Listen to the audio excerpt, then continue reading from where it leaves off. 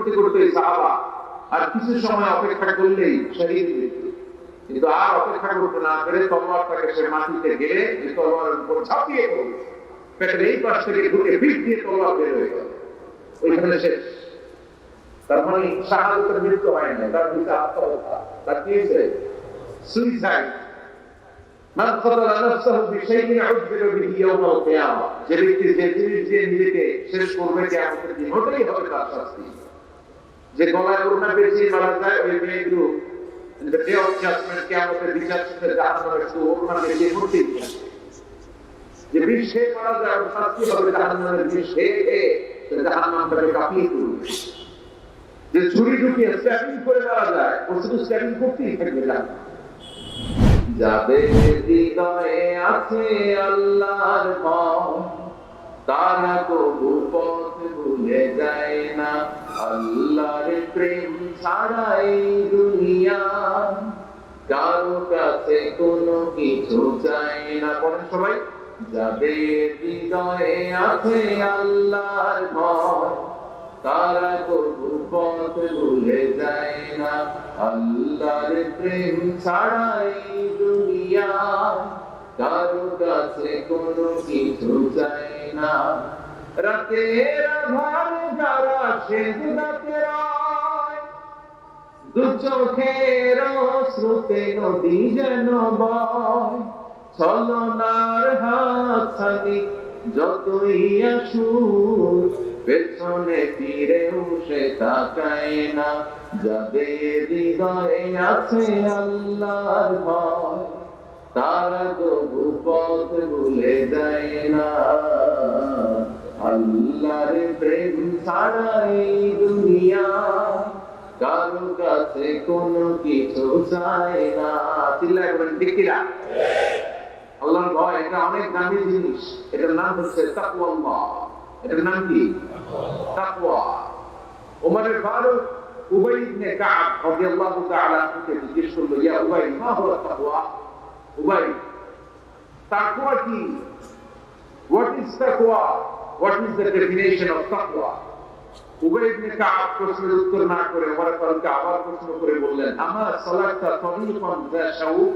হে আমিরুল মুমিনিন, আপনি কি কাঁটাযুক্ত কোনো রাস্তা দিয়ে, এমন রাস্তা যে রাস্তার ডানে বাঁয়ে সামনে পেছনে ক্যাকটাসের গুল্ম, খালি কাঁটা, এই কাঁটাযুক্ত কোনো রাস্তা দিয়ে কি আপনি কখনো হেঁটে যান নাই? ওমর ফারুক বললেন, বালা, আমি হেঁটে গিয়েছি। উবাই বললেন, ওই রাস্তা দিয়ে হাঁটার সময় আপনি কেমন করে হেঁটেছেন? ওমর ফারুক বললেন, ইজতাহাদতু ওয়া ইশতামারতু, আমি এমন ভাবে হেঁটে গিয়েছি যাতে আশেপাশে ডানে বাঁয়ে কাঁটা আমার গায়ে না লাগে, আমার জুব্বায় না লাগে। আমার জুব্বাটা ধরে আটল সাটল করে সন্তপর্ণে খুব সচেতনতার সাথে আমি হেঁটে গিয়েছি যাতে কাঁটা গায়ে না দিতে। উবাই বললেন, হাযা হুয়া তাকওয়া, এটাই তো তাকওয়া, এটাই তাকওয়া।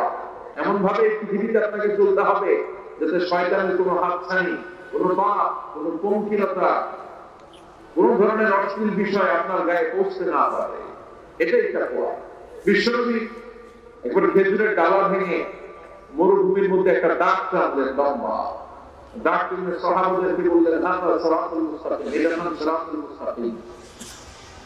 তারপর ডানে বাঁয়ে দুই দিকে অনেকগুলো ছোট ছোট দাগ কাটলেন, বললেন, হ্যাঁ সুবুলুশ শয়তান, ডানে বাঁয়ের রাস্তাগুলো এগুলো শয়তানের রাস্তা। ডান দিক থেকে বাম দিক থেকে তোমাকে শয়তান হাত ছেড়ে দিবে। গানের কনসার্ট চলবে, ওখানে মমতাজ গান গাবে, আপনারা নাই? মদের আড্ডাখানায় চলো, ধুম্মা চলে ধুম দেখতে চলো, জুয়াবাজিতে চলো, নিষিদ্ধ পল্লীতে চলো, একটার পর একটা হাতছানি আপনাকে ডানে বাঁয়ে সামনে থেকে পেছন থেকে আপনাকে গ্রাস করে ফেলতে চাইবে। কিন্তু মুমিন যখন সিরাতুল মুস্তাকিমের পথে একবার উঠেছে, এই পথটা শুরু হয়েছে দুনিয়া থেকে, এটা ওই প্রান্তে আছে জান্নাতুল ফেরদাউস। ঠিক কি না? এজন্য প্রতিদিন সালাতে আমরা পড়ি ইহদিনাস সিরাতাল মুস্তাকিম। যে যুবকদের এই সমস্যা আছে, পর্নোগ্রাফির সমস্যা, এটা জাতীয় সমস্যা বাংলাদেশে। বাংলাদেশের জাতীয় রোগের নাম ডায়াবেটিস। জাতীয় রোগের নাম কি? আর যুবকদের জাতীয় সমস্যা হচ্ছে কি? পর্নোগ্রাফি। স্মার্টফোন গুলো আমাদেরকে স্মার্ট না বানিয়ে আমাদেরকে শেষ করে দিচ্ছে, ঠিক কি না? এজন্য আপনার একটা শক্ত সিদ্ধান্ত পরে আপনাকে জান্নাতি বানাবে, আর আপনার দুর্বল সিদ্ধান্তটাই আপনাকে জাহান্নামী বানানোর জন্য যথেষ্ট। এজন্য মুমিন মাত্রই তাকে বিশ্বাস করতে হবে আল্লাহ ইজ ওয়াচিং মি। কি বিশ্বাস করবেন? আল্লাহ ইজ ওয়াচিং মি, আল্লাহ আমায় দেখছেন। কেউ দেখে না, কারো দেখার দরকার নেই, কিন্তু আমার আল্লাহ দেখে, ঠিক কি না? এটাই সবসময় মুমিনের অন্তরে থাকতে হবে। এটার নাম ঈমান, এটার নাম তাকওয়া। এই তাকওয়া নিয়ে যেন আমরা মরতে পারি, আল্লাহ তুমি তৌফিক দাও। ঈমানের সাথে যেন আমাদের মৃত্যু নসিব হয়, তুমি তৌফিক দাও। বিশ্বনবী সবসময় দোয়া করতেন, আল্লাহুম্মা রযুকনা হুসনাল খাওয়াতিম। হে আল্লাহ, তুমি আমার শেষটাকে ভালো করো, কারণ সব ভালো তার, শেষ ভালো যা।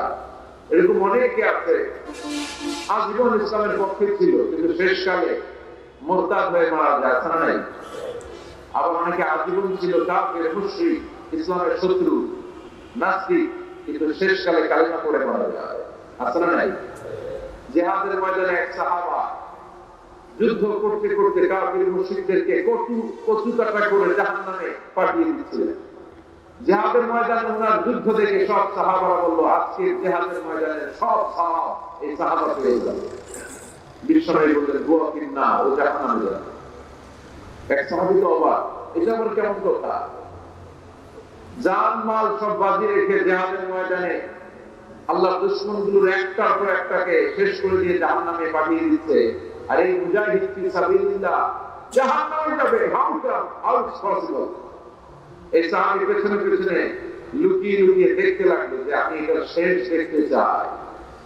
দেখতে দেখতে এক পর্যায়ে তিনি খুঁজে পেলেন যে সাহাবী কাফেরদের বিরুদ্ধে যুদ্ধ করতে করতে কাফেরদের বিশাল ঘাঁটির ভেতরে ঢুকে পড়েছে। সেখানে যুদ্ধ করতে করতে একটা পর্যায়ে এমন আসলো, সে মারে আবার মার খায়। শুধু মারে না, মারেও আবার মরেও। মার খেতে খেতে হঠাৎ তার ডান হাতে এক কাফের এক কোপ মেরে তার ডান হাতটা কেটে ফেলে দিল। তাকে আহত অবস্থায় রেখে দিয়ে কাফেরটা অন্যদিকে চলে গেল। এই ডান হাত থেকে ব্লিডিং হতে হতে এমন অবস্থা আর সহ্য হয় না। আর কিছুক্ষণ ওয়েট করলেই তার শাহাদাতের মৃত্যু। কিসের মৃত্যু? কথা বলেন, আমাকে শহীদ করে সেই মিছিলে শামিল করে নিও, যে মিছিলের নেতা মীর হামজা ওবাইদ খাব্বাব আল্লাহর কাছে ছিল অতি প্রিয়, শামিল করে নিও, আমাকে শহীদ করে সেই মিছিলে শামিল করে নিও। পড়েন আমিন। শাহাদাতের তামান্না যার অন্তরে থাকে না, সে মুমিন হতে পারে না, সে মুনাফিক। মরতে তো হবেই, এজন্য আল্লাহর কাছে আমরা শাহাদাতের মৃত্যু চাই, ঠিক কি না? বিশ্বনবী বলেন, শাহাদাতের মৃত্যু নিয়ে কেউ যদি বিছানায় পড়ে মারা যায়, কিয়ামতের দিন শহীদদের কাতারে আল্লাহ তাকে দাঁড় করিয়ে দিবে। তো যুদ্ধ করতে করতে সাহাবা আর কিছু সময় অপেক্ষা করলেই শহীদ মৃত্যু। কিন্তু আর অপেক্ষা করতে না পেরে তলোয়ারটাকে সে মাটিতে গেড়ে তলোয়ারের উপর ঝাঁপিয়ে পড়ল। পেটের এই পাশ থেকে ঢুকে পিঠ দিয়ে তলোয়ার বের হয়ে গেল, ওইখানে শেষ। তার মানে শাহাদাতের মৃত্যু হয় না, তার ভিতরে আত্মহত্যা। তার কি হয়েছে? সুইসাইড। মান কতালা নাফসাহু বিশাইইন উযযিবা বিহি ইয়াওমাল কিয়ামা। যে ব্যক্তি যে জিনিস দিয়ে নিজেকে শেষ করবে, কিয়ামতের দিন ওটাই হবে তার শাস্তি। যে গলায় ওড়না পেঁচিয়ে মারা যায়, ওই মেয়েগুলো in the day of judgment কিয়ামতের বিচার শেষে জাহান্নামে শুধু ওড়না পেঁচিয়ে মরতেই থাকবে। যে বিষ খেয়ে মারা যায়, ওর শাস্তি হবে জাহান্নামের বিষ খেয়ে সে জাহান্নামটাকে কাঁপিয়ে তুলবে। যে ছুরি ঢুকিয়ে স্ট্যাবিং করে মারা যায়, ও শুধু স্ট্যাবিং করতেই থাকবে জাহান্নামে। এই সাহাবা আত্মহত্যা করলেন, পেছন থেকে লুকিয়ে লুকিয়ে যে সাহাবা এই দৃশ্য দেখলো, শুধু বিশ্বনবীর কাছে গিয়ে বলল, আশহাদু আন্নাকা মুহাম্মাদুর রাসূলুল্লাহ, আমি সাক্ষ্য দিচ্ছি নিশ্চয়ই আপনি আল্লাহর রাসূল। কারণ ওই সাহাবী আত্মহত্যা করে মারা গিয়েছে, তার তো কোনো শাহাদাত জন্মে না। এজন্য বিশ্বনবী দোয়া করতে বলেছেন, আল্লাহুম্মা রযুকনা হুসনাল খাওয়াতিম, হে আল্লাহ আমাদের শেষটাকে তুমি ঈমানের মৃত্যু দিও। শেষ সময়টাতে তোমার নাম চোখের জন্য পৃথিবী থেকে যেতে পারে, তুমি তৌফিক দাও। চিল্লায় পড়েন আমিন। সব সময় মুমিন ভয় পাবে কাকে? চাইবে কার কাছে? নাকি খাজা বাবার কাছে, বড় হুজুর, ছোট হুজুর, একজনের কাছে আমরা চাইবো চিৎকার করে বলে তিনি কে? তিনি হচ্ছেন আমাদের আল্লাহ। আমরা আল্লাহ দরবারে শুকরিয়া জানাই যে চমৎকার প্রোগ্রামে আল্লাহ তাআলা আমাদেরকে আসার বসার তৌফিক এনায়েত করেছেন। আসলে আমরা সবাই শুরু থেকে শুকর উচ্চারণ করি, আমরা বলি আলহামদুলিল্লাহ। সবাই বলেন রব্বানা লাকাল হামদ হামদান কাসীরান তাইয়িবান মুবারাকান ফীহি ইয়া রাব্বি লাকাল হামদু কামা ইয়ানবাগি লিজালালি ওয়াজহিকা ওয়া আযীমি সুলতানিকা লাকাল হামদু বিল ঈমান লাকাল হামদু বিল ইসলাম লাকাল হামদু বিল কুরআন